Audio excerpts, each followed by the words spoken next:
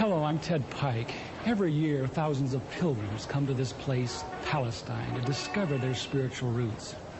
Yet today, it is not just the religious. Mankind in general is turning its attention toward this land. Most of us realize that if World War III erupts, it could begin right here in a collision between Arab and Jew. What are the causes of this conflict between Arab and Jew? A conflict which never seems to go away. Before Zionist settlers came here around the turn of the century, this region was not particularly known for strife. Yet since then, it has known little but strife. Is there something within Judaism itself which acts as an abrasive on this land? To answer that question, we don't need to make another pilgrimage to Palestine. We don't need to visit historic sites or Jewish shrines. Instead, since Judaism is very much a religion of its literature, we need to go where its most sacred teachings are preserved. We need to go to a synagogue, in particular, the library of a synagogue.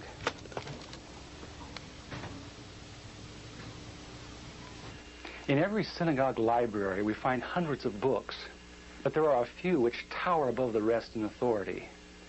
These include the Encyclopedia Judaica, the Universal Jewish Encyclopedia, the Jewish Encyclopedia. In the oldest of these, the Jewish Encyclopedia, we encounter fascinating new perspectives on the inner teachings of Judaism, perspectives which are well known to most religious Jews, but unknown to Christians. Most Christians believe that the Judaism of the Old Testament is very similar to Judaism today. Yet the Jewish Encyclopedia, in its article on Judaism, says modern Judaism and the Judaism of the Old Testament are very different. It says that after Nebuchadnezzar conquered Judah in the 6th century B.C. and led the Jews to distant Babylon, the Jews were faced with challenges to their faith they had never before experienced. Ever since the time of Solomon, the religion of Israel had centered around the magnificent temple in Jerusalem with its sacrifices and rituals. The question now became, how could one be a true Jew in a very foreign, even hostile environment? The need arose for a certain class of lay priests, called scribes or sopherim, to interpret the law in this new setting and make it workable. In time, these scribes became what the New Testament calls the scribes and Pharisees, the greatest legal authorities of Israel for all ages. The Pharisees said there were really two inspired revelations to the Jews. There was the written law of Moses, received atop Sinai, but there was also the oral tradition acquired by 70 elders who came to the base of the mountain but were forbidden to proceed farther. The Pharisees said that these 70 elders, or Sanhedrin, received a much more extensive and profound revelation than Moses, a revelation which was never written down, yet took precedent over the written law. When Jesus came on the scene, his reaction was to bitterly denounce this counterfeit tradition. Christ said the Pharisees, by their tradition, had made the law of God of none effect. He considered the Pharisees the most dangerous leadership Israel ever had. In 70 A.D., Jerusalem was destroyed by the Romans. Although Jewish sects such as the Sadducees now disappeared, the Pharisees emerged with even greater power over the Jewish people. The Jewish Encyclopedia describes the new role of the Pharisees. With the destruction of the temple, the Sadducees disappeared altogether, leaving the regulation of all Jewish affairs in the hands of the Pharisees. Henceforth, Jewish life was regulated by the Pharisees. The whole history of Judaism was reconstructed from the Pharisaic point of view. Pharisaism shaped the character of Judaism and the life and thought of the Jew for all of the future. In 135 A.D., all Jews were expelled from Palestine. The Pharisees led most Palestinian Jews in a mass migration back to Babylon. The majority of Jews were already in Babylon and had been since the time of Nebuchadnezzar 600 years earlier. Yet around 140 A.D., Babylon became the acknowledged land of refuge for world Jewry. For another 1,000 years, Judaism flourished in Babylon under the leadership of the Pharisees. Great academies of the rabbis were established and thousands of new laws formulated. There, those same Pharisees who killed Jesus Christ remained the undisputed rulers of Judaism. In Babylon, the Pharisees codified their oral traditions into the Babylonian Talmud, the written form of that oral tradition which Jesus so bitterly rebuked. The Talmud reveals how deep was Israel's apostasy. In her beginning, God gave the Hebrews the loftiest, the most upright literature and ethics the world has ever known. Yet when they turned their backs on him, they produced the Talmud, a work which has aptly been called a monument to human folly.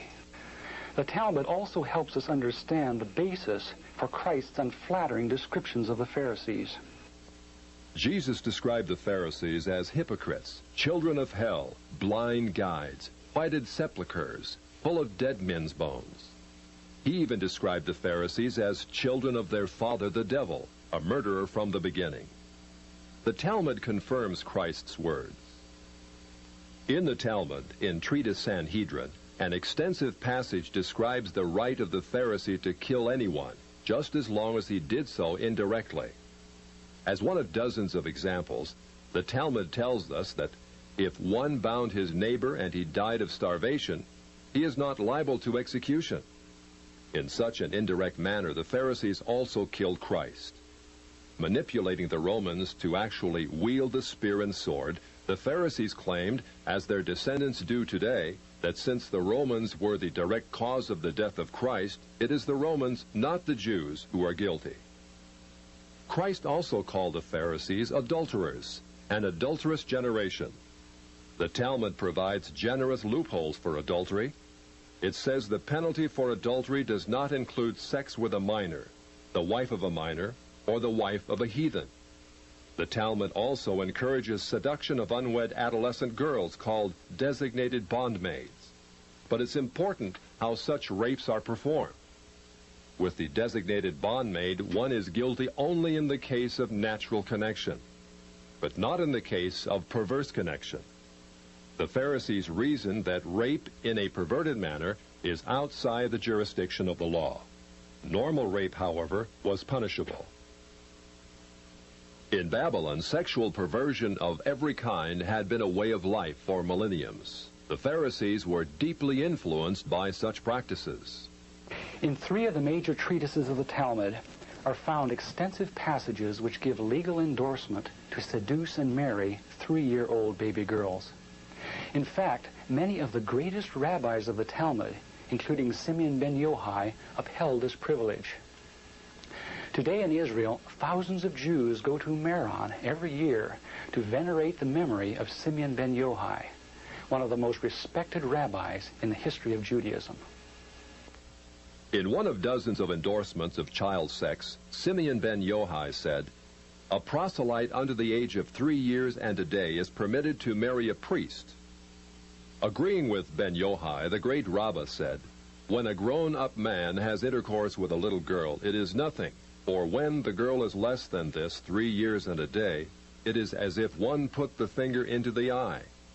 The footnote to this passage says, "As tears come to the eye again and again, so does virginity come back to the little girl under 3 years." The same section confirms that sexual activity with small boys is in the same category. The intercourse of a small boy is not regarded as a sexual act.